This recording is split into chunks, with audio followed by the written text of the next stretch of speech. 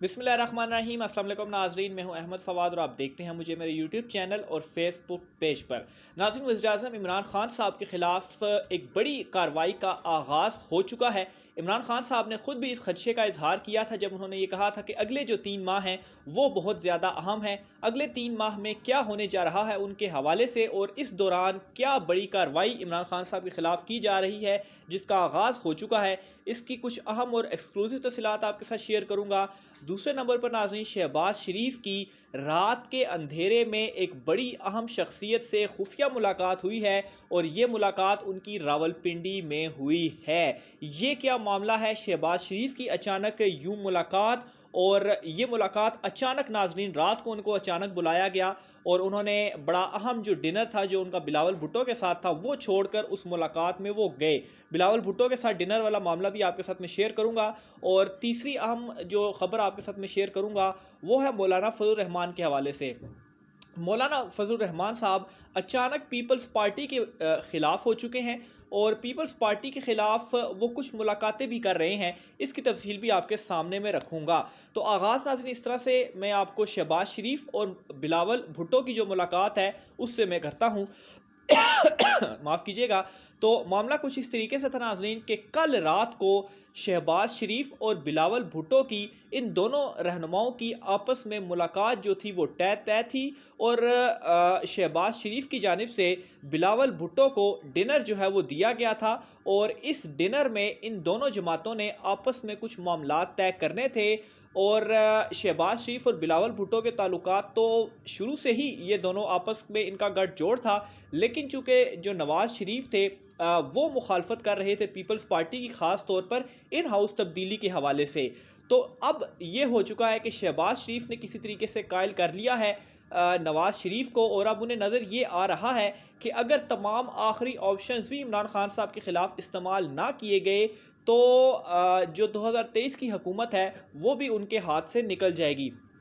तो नवाज़ शरीफ के green signal के बाद शहबाज शरीफ ने बिलावल भुट्टो के लिए डिनर रखा था और कल रात को ये जो मुलाकात थी वो तय थी, ये मुलाकात होनी थी। और इस मुलाकात में इन हाउस तब्दीली के हवाले से जो मौक़िफ़ था पीपल्स पार्टी का उसको हाँ कहकर और इन दोनों जमातों ने मिलकर क्या करना था, आगे चलना था और इमरान खान साहब के ख़िलाफ़ इन हाउस तब्दीली लेकर आनी थी। लेकिन हुआ कि इस तरीके से नाज़रीन कि कल अचानक ही जो ये रात का इनका शहबाज शरीफ की जानिब से जो डिनर दिया गया था इसको कैंसिल किया गया, क्योंकि रावलपिंडी से एक बड़ा अहम पैगाम शहबाज शरीफ को मिला और उनसे ये कहा गया कि जो डिनर आप ये उधर कर रहे हैं तो वो रावलपिंडी में आकर किया जाए, जिसकी वजह से शहबाज शरीफ ने ये मुलाकात को कैंसिल किया और सिर्फ जो पार्लियामेंट का इजलास था उसमें कोई हल्की फुल्की बातचीत हुई बिलावल भुट्टो के साथ और उसमें सियासी मामलात के ऊपर बातचीत हुई और ये डिनर जो था वो आगे किया गया। और शहबाज शरीफ जो थे उन्होंने क्या किया, वो पहुंचे रावलपिंडी में। रावलपिंडी में नाजरीन हमारे सोर्सेज ये बताते हैं कि 2 से ढाई घंटे तक ये जो मुलाकात थी शहबाज शरीफ की वो रही और इस मुलाकात में नाजरीन ख़ास तौर पर बलदियाती इंतखाबात भी, लेकिन जो मौजूदा सूरत हाल है सियासी, इसके ऊपर बातचीत हुई। और जिस तरह से शहबाज शरीफ का एक ही जो मौक़िफ़ है और नारा भी है कि किसी तरीके से इन हाउस तब्दीली के हवाले से चीज़ें जो है वो सामने आए, तो ये तमाम तर मामलात उसमें डिस्कशन जो है वो ज़ेरे बहस आए, इन मामलात के ऊपर बातचीत जो है वो की गई। अब नाजरीन इसके अलावा ना सिर्फ शहबाज शरीफ की बल्कि परवेज़ इलाही साहब काफ लीग की भी बड़ी एक अहम शख्सियत से मुलाकात हुई और इस मुलाकात में बलदियाती इंतखाबात और मौजूदा सियासत के ऊपर बातचीत की गई, क्योंकि काफ लीग इस वक्त मुतहरिक है और वो ये चाहती है कि किसी तरीके से जो पंजाब के बलदियाती इंतखाबात हैं इनमें इनके साथ सीट एडजस्टमेंट की जाए, यहाँ पर इनको अपना जो हिस्सा है वो दिया जाए, क्योंकि पाकिस्तान तहरीक इंसाफ इनकी ब्लैकमेलिंग से मान नहीं रही कि वो जो है वो किसी तरह से इनके साथ सीट एडजस्टमेंट करके या बहुत सारे इनके लोगों को जितवाएं, क्योंकि परवेज़ इलाही साहब की काफ लीग की अपनी तो उस तरह से वर्थ नहीं है, लेकिन अगर पाकिस्तान तहरीक इंसाफ का इनको वोट पड़ता है तो ये बहुत सारी नशिस्तें अपने एक्सपीरियंस की, तजर्बे की बुनियाद के ऊपर हासिल कर सकते हैं। तो वहाँ से तो इनकार हो गया, लेकिन अब काफ लीग भी, परवेज़ इलाही साहब भी इस तरह से कुछ मुलाकातें कर रहे हैं और अपने मामलात को सीधा करने की कोशिश कर रहे हैं। दूसरी जानब शहबाज शरीफ की मुलाकात भी हो गई और नवाज शरीफ के सिग्नल के बाद शहबाज शरीफ और बिलावल के जो मामलात हैं वो भी आपस में तय होना शुरू हो चुके हैं। इसके अलावा नाज़रीन, इस सारे मामले में जैसा कि मैंने पहले भी कहा था कि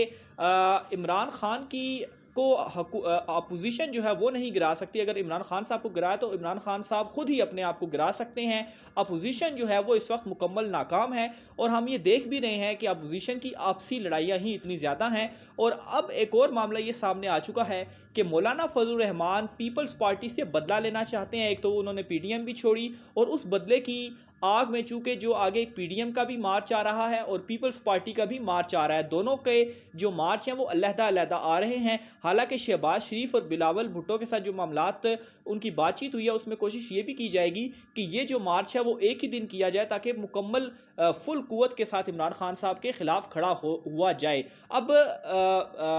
जो फजल रहमान साहब है वो क्या कर रहे हैं, उन्होंने सिंध में कुछ अहम मुलाकातें की हैं। एक तो फारूक सत्तार ग्रुप जो है और इसके अलावा जो उनका मुस्तफ़ा कमाल साहब, इनके साथ उन्होंने मुलाकातें की हैं और इनको किसी तरीके से वो चाहते हैं कि हम पीडीएम में शामिल करें और सिंध में इनको पीपल्स पार्टी के ख़िलाफ़ जो है वो इस्तेमाल किया जाए, इनसे बयानात पीपल्स पार्टी के ख़िलाफ़ जो हैं वो दिलवाए जाएं ताकि पीपल्स पार्टी से वो जो अपना बदला है वो लें। और दूसरे नंबर पर जो पीपल्स पार्टी का वो जो अपना मार्च करेंगे, जब उनके मार्च के दौरान ये उनकी मुखालफत होगी तो मौलाना जो है उसमें अपना ये मौक़िफ़ रख सकेंगे कि सियासी तौर पर मौलाना फजल रहमान जो थे वो ठीक थे। और साथ ही साथ ना सिर्फ ये दोनों जमातें बल्कि सिराजुल हक साहब से भी मौलाना फजल रहमान की जानिब से ये कोशिश की जा रही है कि इनके साथ भी मामलात को जो है वो तय किया जाए। लेकिन इस सारी सूरत हाल का दूसरी तरफ हम देखें तो शहबाज और बिलावल जो हैं उनका इस वक्त गठजोड़ बन रहा है और इन तमाम तर मामलात से मरियम नवाज काफ़ी ज़्यादा खुश नहीं है बल्कि वो नाराज़ हैं। और इन दिनों आपने देखा भी होगा कि वो मुकम्मल खामोश हैं और उनकी खामोशी की वजह भी यही है कि नवाज शरीफ की जानिब से ये कहा गया है कि ठीक है, पहले चूँकि वो नहीं मान रहे थे कि पीपल्स पार्टी के साथ मिलकर इन हाउस तब्दीली लाएं, क्योंकि पीपल्स पार्टी पंजाब में इस हवाले से बारहा कह चुकी है कि वो इन हाउस तब्दीली लाना चाहते हैं। लेकिन अब ये है कि नवाज शरीफ की जानिब से ग्रीन सिग्नल हो गया है और ये मुलाकातें और ये बातचीत जो है वो इस वक्त चल रही है। दूसरे नंबर पर नाज़रीन, ये सारी चीज़ें हो क्यों रही हैं, इसकी जो सबसे अहम और बड़ी रीज़न वो ये है कि जून जुलाई में पेश होने जा रहा है बजट और वो आम इंतखाबात से कबल गालिबन आखिरी बजट जो है वो होगा। और अपोजिशन जमातें ये नहीं चाहती, शहबाज शरीफ या बिलावल ये नहीं चाहते कि इमरान खान साहब वो बजट पेश करें क्योंकि उसमें रिलीफ फ्राहम किया जाएगा। जैसा कि आमतौर पर भी इस तरह से होता है कि इलेक्शन का जो आखिरी साल होता है उसमें अवाम को मुकम्मल रिलीफ हुकूमत फ्राहम करती है ताकि आइंदा इंतखाबात में उनको फ़ायदा हो सके। तो ये वो बजट है जो